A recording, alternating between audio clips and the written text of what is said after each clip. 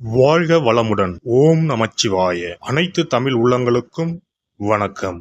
அனைவருக்கும் இனிய புத்தாண்டு வாழ்த்துக்கள். 2026ஆம் ஆண்டு பிறக்க இன்னும் ஒரு சில நாட்களே உள்ளன.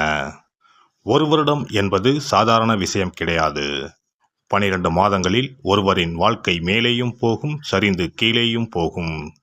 12 மாதங்களில் ஒருவரின் வாழ்க்கை தலைகீழாக கூட மாறும். அந்த வகையில் உங்கள் வாழ்க்கையில் என்ன மாதிரியான மாற்றங்கள் எல்லாம் நடக்கும், உங்களுக்கு எதில் ஏற்றம் ஏற்படும், எதில் சறுக்கல் ஏற்படும் என்று சற்று விரிவாக காண்போம்.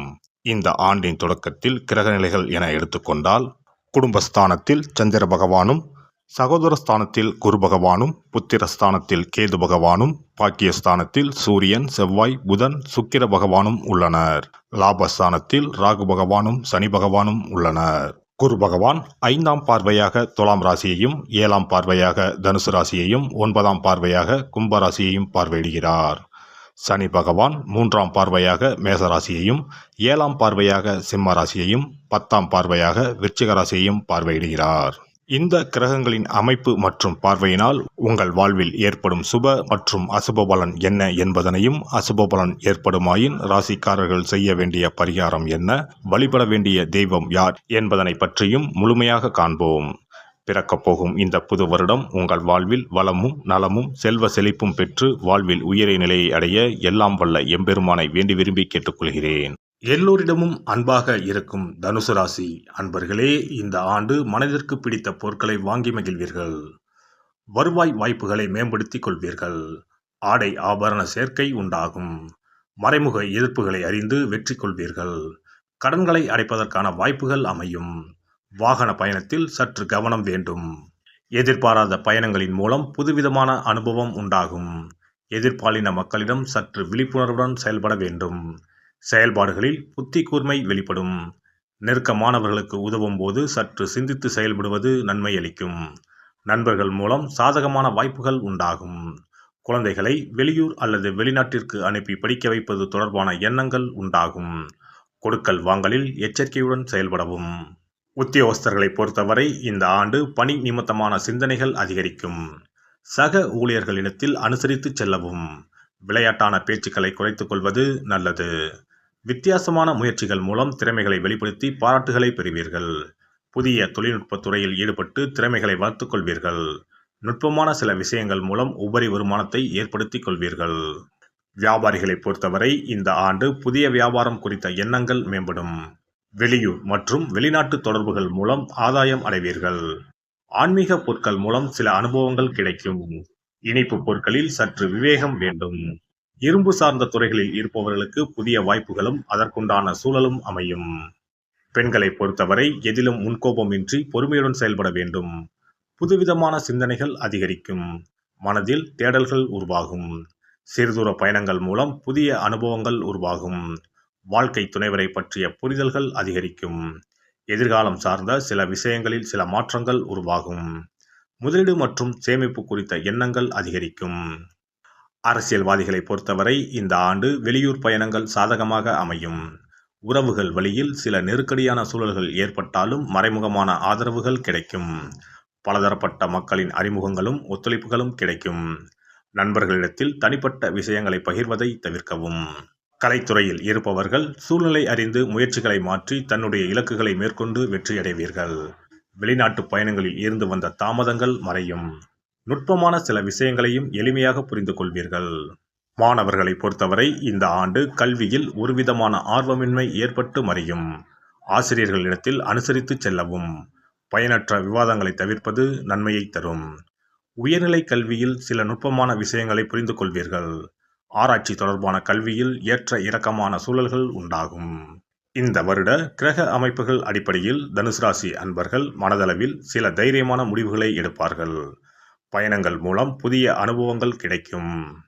தனுசு ராசி அன்பர்களே, சஞ்சலமான சில சிந்தனைகளால் குழப்பங்கள் அதிகரிக்கும்.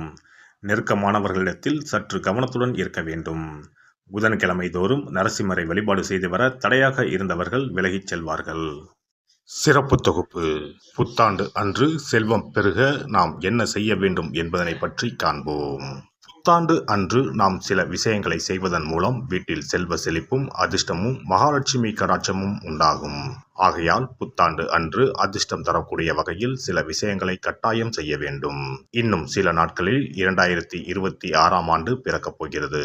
அதாவது ஜனவரி 1/1/2026 அன்று கோவிலுக்கு செல்வது, தானம் செய்வது, புது ஆடை அணிவது மற்றும் வீட்டிற்கு தேவையான பொருட்களை வாங்குவது என பலவற்றை செய்வதன் மூலம் நற்பலன்களை பெற முடியும்.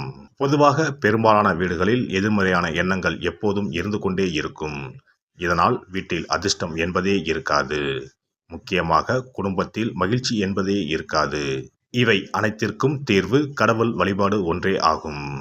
கடவுளுக்கு உரிய பொருட்களை வாங்கி வழிபடுவதன் மூலம் வீட்டில் நேர்மறை ஆற்றல் பெருகி குடும்பத்தில் மகிழ்ச்சியும் செல்வ செழிப்பும் உண்டாகும். புத்தாண்டு அன்று வாங்க வேண்டிய 3 முக்கியமான பொருள்: துளசி இலை, ஏலக்காய், கல்உப்பு. துளசி இலை, ஏலக்காய், கல்உப்பு ஆகிய 3ம் மகாலட்சுமியின் அம்சம். ஆகையால் வருடத்தின் முதல் நாள் அன்று மேற்கூறிய 3 பொருட்களை வாங்குவதன் மூலம் வீட்டில் செல்வ செழிப்பு உண்டாகும். துளசி இலையை வாங்கி வந்து பூஜை அறையில் பெருமாளுக்கும் ஆண்டாளுக்கும் வைத்து வழிபட வேண்டும். அடுத்து ஏலக்காய் வாங்கி வந்து பூஜை அறையில் விளக்கின் அருகில் வைத்து வழிபட வேண்டும். செல்வ செழிப்பு உண்டாக்குவதில் கல்உப்பு முக்கியமான பொருளாகும். ஆகையால் கல்உப்பை வாங்கி கட்டாயமாக பூஜை அறையில் வைத்து வழிபட வேண்டும். வாங்க வேண்டிய பிற பொருட்கள் என எடுத்துக்கொண்டால் மல்லிகைப்பூ, மஞ்சள், குங்குமம், சர்க்கரை, இனிப்பு, பசும்பால், குத்துவிளக்கு ஆகியவற்றையும் வாங்கலாம். புத்தாண்டு அன்று அதிகாலை எழுந்து குளித்து பிரம்ம முகூர்த்தத்தில் பூஜை அறையில் விளக்கேற்றி வழிபட வேண்டும். அடுத்து கோவிலுக்கு சென்று அபிஷேக பொருள் வாங்கி கொடுத்து தரிசனம் செய்ய வேண்டும். முக்கியமாக புத்தாண்டு அன்று ஏழை எளியவர்களுக்கு தானம் செய்ய வேண்டும். மேலும் அறுசுவை உணவுகளை சமைத்து கடவுளுக்கு படையலிட்டு வழிபடுவது நல்லது. புத்தாண்டு அன்று பிறருக்கு கடன் தரக்கூடாது.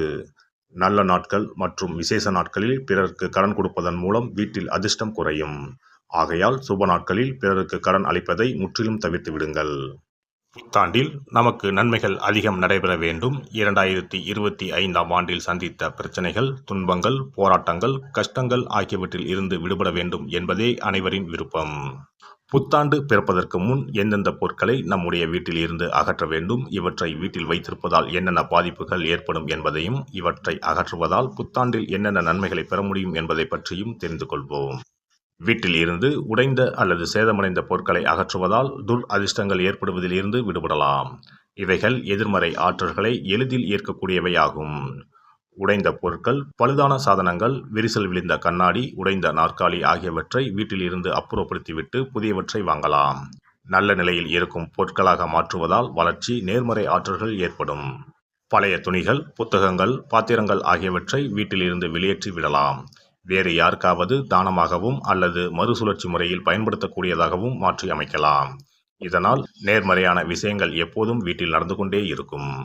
தேங்கிய நீர், காய்ந்த பூக்கள் ஆகியவற்றை வீட்டில் இருந்து தூக்கி எறிவதால் எதிர்மறை ஆற்றல்கள் வீட்டில் பரவுவதை தடுக்கலாம். புதிதாக இருக்கும் மலர்கள், புதிய தண்ணீர் ஆகியவற்றால் வீட்டில் எப்போதும் புத்துணர்ச்சி நிறைந்திருக்கும், மகிழ்ச்சி மலரும். காலாவதியான உணவுப் பொருட்கள், மருந்துகள், அழகு சாதன பொருட்களை வீட்டில் வைத்திருப்பதால் வீட்டில் தேக்க நிலை, எதிர்மறையான சூழல் இருந்து கொண்டே இருக்கும். இதனால் வீட்டில் அடிக்கடி நோய்களும் வந்து கொண்டே இருக்கும். ஆரோக்கியமான சூழலை வீட்டில் உருவாக்கவும், புதிய வாய்ப்புகள், நல்ல விஷயங்கள் தேடி வருவதற்கும் காலாவதியான பொருட்களை அகற்றிவிட்டு சுத்தமான காற்று, ஆற்றல் வந்து செல்லும் வகையில் வீட்டை காற்றோட்டம் உள்ளதாக வைத்திருக்க வேண்டும். எல்லாம் வல்ல இறையருளால் நீங்களும் உங்கள் அன்பு குடும்பமும் உடல் நலம், நீலாயுள், நிறை செல்வம், உயர் புகழ், மெய்ஞானம் ஓங்கி வாழ்க வளமுடன். இந்த வீடியோ பதிவு உங்களுக்கு பிடித்திருந்தால் லைக் பண்ணுங்க, கமெண்ட் பண்ணுங்க, ஷேர் பண்ணுங்க, மறக்காம சப்ஸ்கிரைப் பண்ணுங்க, பக்கத்துல இருக்கிற பெல் பட்டனை கிளிக் பண்ணுங்க. நன்றி, வணக்கம். ஓம் நமச்சிவாய. சிவாய நம.